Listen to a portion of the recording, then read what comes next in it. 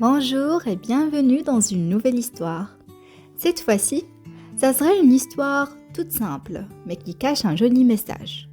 Elle parle de ces moments où tout semble aller de travers, alors qu'en réalité, sans qu'on le sache, les choses sont peut-être en train de s'aligner naturellement.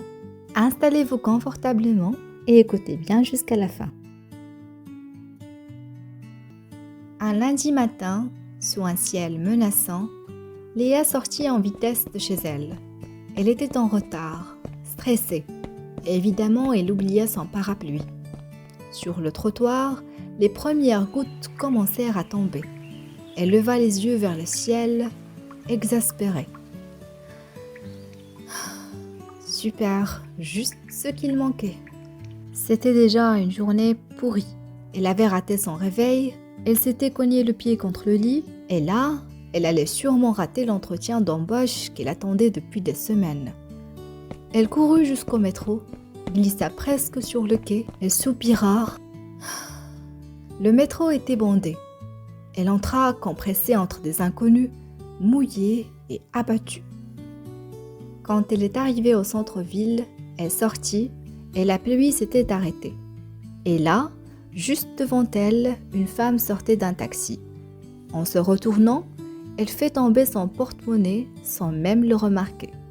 Léa le ramassa immédiatement et courut pour la rattraper. La femme se retourna, surprise, puis sourit chaleureusement. « Merci beaucoup, c'est rare les gens comme vous. » Elle allait repartir, puis elle remarqua que Léa marchait dans la même direction. Elle s'arrêta, la fixa un instant et dit « On dirait qu'on va au même endroit. Vous ne seriez pas en train de chercher un travail? Je travaille juste là dans cet immeuble. On organise des entretiens aujourd'hui. Ça vous intéresserait ?» Léa resta figée.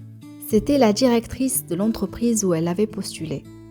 Quelques minutes plus tard, elle entrait dans le bâtiment à ses côtés. Elle discutait presque comme des vieux collègues. Eh bien, son entretien, ce fut plus une conversation qu'une épreuve. Elle a bien réussi à obtenir le poste.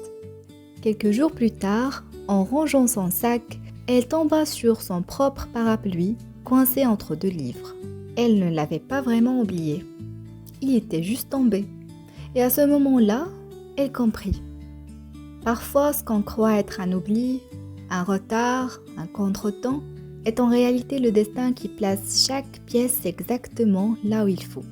Ce qui semble un détour aujourd'hui est peut-être le raccourci dont tu avais besoin.